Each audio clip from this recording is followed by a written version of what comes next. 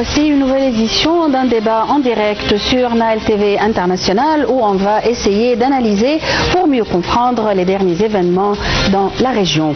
On va commencer tout de suite par le président Abdel Fattah el-Sisi qui a reçu mardi une délégation de la conférence des présidents des grandes organisations juives américaines avec en tête Madame Elizabeth Burney-Corn, présidente de la conférence.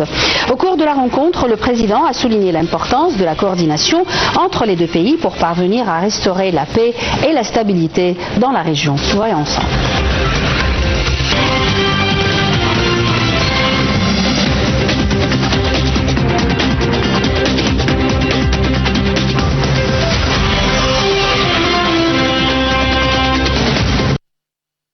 Le président Abdel Fattah el-Sisi a reçu mardi une délégation de la conférence des présidents des principales organisations juives américaines, composée de la présidente de la conférence, Madame Elizabeth Burney-Corn, et du directeur exécutif de l'organisation, Monsieur William Daroff, en présence du chef des services de renseignement généraux, le général Hassan Rachad. Le président el-Sisi a réaffirmé au cours de la rencontre l'importance que l'Égypte accorde aux relations stratégiques qui l'unissent aux États-Unis. Il a souligné le caractère essentiel de la coordination et des consultations étroites entre les deux pays afin de promouvoir la paix et la stabilité au Moyen-Orient et de faire face aux défis communs, notamment le terrorisme et l'extrémisme. Il a également insisté sur la nécessité de poursuivre le renforcement des relations bilatérales dans les domaines politiques, économiques et des investissements. Les membres de la délégation ont exprimé leur profonde appréciation pour leur visite en Égypte et pour leur rencontre avec le président el-Sisi. Ils ont également salué les relations stratégiques entre l'Égypte et les États-Unis, ainsi que les efforts déployés par l'Égypte pour préserver la paix et la stabilité au Moyen-Orient. La réunion a porté sur l'ensemble des développements régionaux.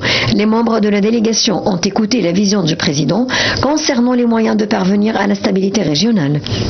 À cet égard, le chef de l'État a évoqué les efforts égyptiens visant à réduire les tensions actuelles et à soutenir les négociations en cours entre les États-Unis et l'Iran afin de mettre fin à la crise actuelle et d'éviter ses répercussions économiques et politiques sur la région et le monde.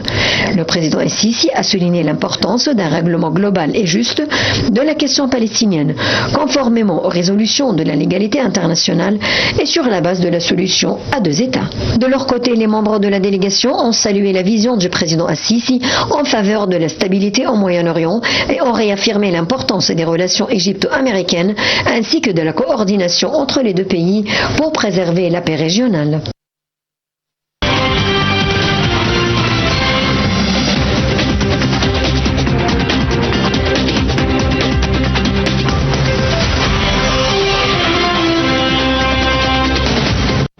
Mesdames et messieurs, un communiqué arabo-islamique exprime la vive condamnation des incursions répétées et provocatrices menées par des colons israéliens dans la mosquée de l'Aqsa sous la protection de la police israélienne, ainsi que des pratiques inacceptables et des violations portant atteinte au caractère sacré des lieux saints islamiques, ainsi qu'au statut historique et juridique en vigueur à Jérusalem-Est occupée.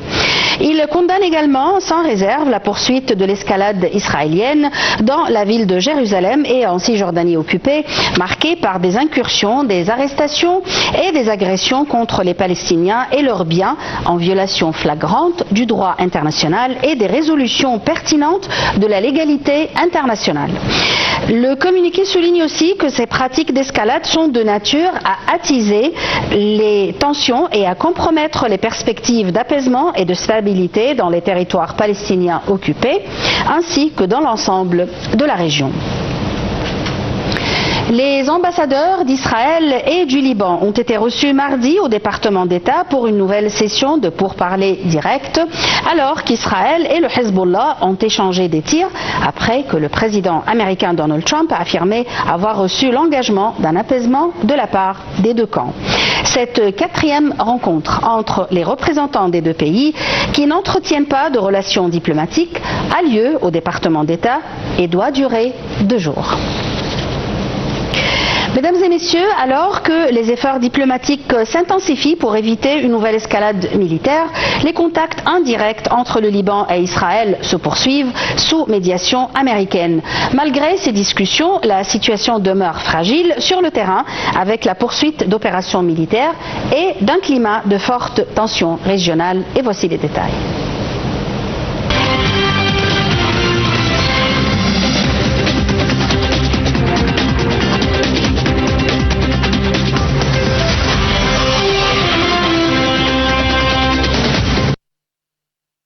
Le développement entre Liban et Israël continue d'occuper le devant de la scène régionale. Une nouvelle série de négociations en direct a repris sous médiation américaine afin de consolider le cessez-le-feu et d'éviter une détérioration de la situation sécuritaire à la frontière sud du Liban. Ces discussions portent principalement sur la réduction des hostilités, le maintien du calme le long de la frontière et la prévention d'une confrontation plus large qui pourrait déstabiliser davantage la région.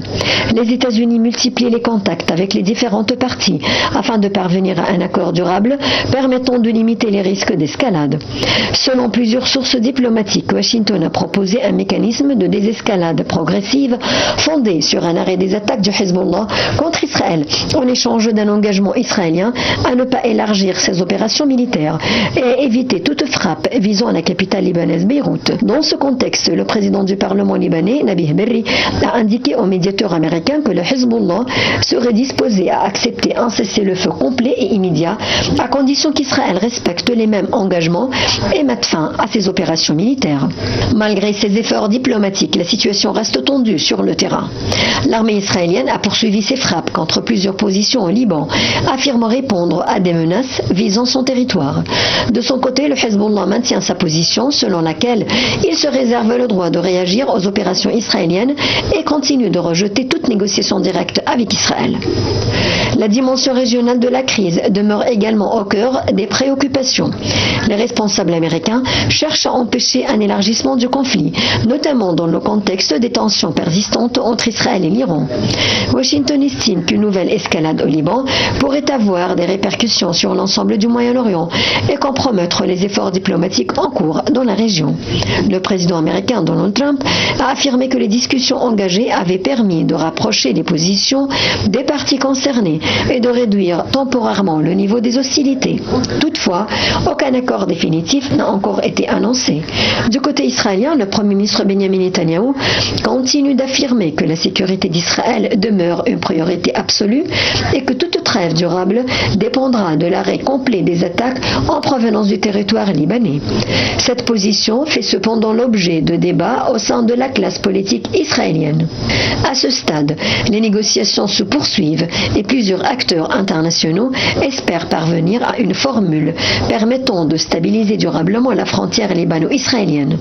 Néanmoins, la poursuite des opérations militaires et l'absence d'accord final maintiennent la région dans une situation de grande incertitude où tout incident pourrait remettre en cause les efforts de désescalade actuellement engagés.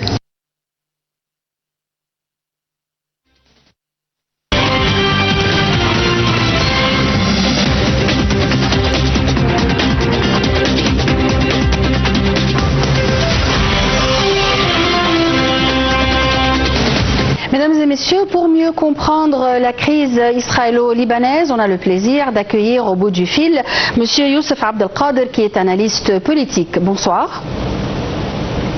Allô? Oui, bonsoir. Vous m'entendez bien? Oui, je m'entends, je vous m'entends. Alors, comment analysez-vous la proposition américaine de désescalade entre Israël et le Hezbollah? En fait, je vois cette escalade, c'est grave. Qu'est-ce qui se passe maintenant sur le plan militaire pour tous les peuples libanais qui arrivent de voir cette escalade d'Israël et bien sûr, ça pue toutes les régions, tous les problèmes et c'est pour ça qu'on voit aujourd'hui cette initiative des présidents américains et c'est en fait, c'est un objectif qui double, parce que lui, il est en train de bâcher une guerre régionale dans les grands brûleurs pour certaines stabilités au Moyen-Orient et aussi pour Israël, parce qu'on voit maintenant la guerre, c'est sur les frontières israéliennes-libanais, et ça, c'est vraiment, lui, il cherche toujours les principaux défis et donc transformer une très fragile pour voir un accord plus solide pour arrêter cette guerre. La question du désarmement du Hezbollah devient un enjeu central de la reconstruction de l'État libanais. Comment vous voyez cette doctrine ? En fait, Hezbollah, c'est lui qui est toujours en train de défendre pour il a pris les places de l'armée libanaise. C'est lui qui cherche toujours de trouver défendre les buts libanais. Mais bien sûr aussi l'État libanais, il est toujours essaye de prendre les stabilités dans les régions, de stabilité en Liban. Mais Hezbollah, on voit comment il était toujours, il cherche toujours d'être les groupes ou les groupes qui cherchent pour défendre et pour être toujours dans les façades de la face à face avec l'armée israélienne. Et avant, lui, il est toujours en Liban même. Mais on voit maintenant qu'il lui a commencé maintenant dernièrement pour commencer aussi des bases juste se défendre, mais être dans une joueur principal dans cette guerre israélienne-libanaise. Monsieur Youssef Abdelkader, je répète que vous êtes analyste politique. Merci beaucoup pour vos éclaircissements. Mesdames et messieurs, alors que les affrontements entre l'Iran, Israël et les États-Unis continuent de peser sur la stabilité régionale, les initiatives diplomatiques se multiplient pour éviter une extension du conflit. Les tensions au Liban, les négociations entre Washington et Téhéran, ainsi que les inquiétudes liées au marché pétrolier demeurent au cœur de l'actualité internationale. Voyons ensemble les détails.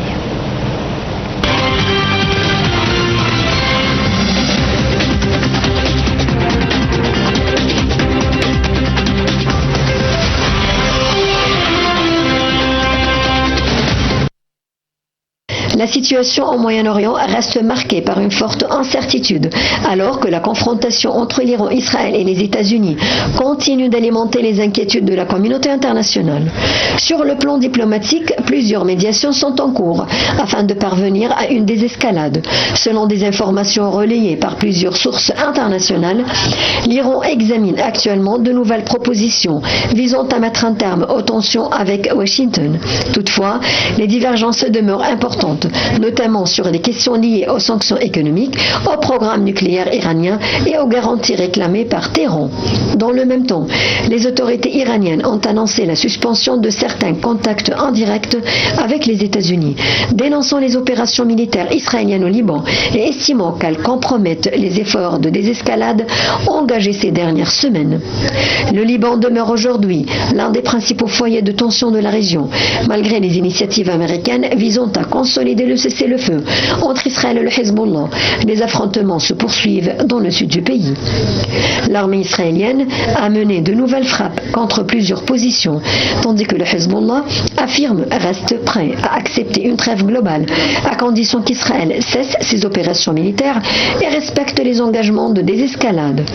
Face à cette situation, Washington poursuit ses efforts pour éviter une extension du conflit. Le président américain Donald Trump a affirmé que les discussions avec l'Iran se poursuivaient et que l'objectif principal restait d'empêcher une guerre régionale susceptible d'embraser l'ensemble du Moyen-Orient. Les préoccupations concernent également parallèlement les voies stratégiques du commerce mondial. Le détroit d'Ormuz demeure au centre des inquiétudes internationales en raison de son importance pour l'approvisionnement énergétique mondial. L'Iran a réitéré ses mises en garde concernant la sécurité de la navigation dans cette zone stratégique, laissant planer le risque de nouvelles perturbations du trafic maritime. Ces tensions continuent d'avoir des répercussions directes sur les marchés énergétiques. Les prix du pétrole restent élevés en raison des craintes liées à une éventuelle interruption des exportations de brut en provenance du Golfe. Les analystes estiment qu'une aggravation du conflit pourrait entraîner une nouvelle flambée des cours de l'énergie et accentuer les pressions inflationnistes à l'échelle mondiale. Parallèlement, les Nations Unies, l'Union européenne ainsi que plusieurs puissances internationales, dont la France et l'Allemagne, poursuivent leurs consultations diplomatiques afin d'encourager toutes les parties à privilégier le dialogue et à éviter toute escalade supplémentaire.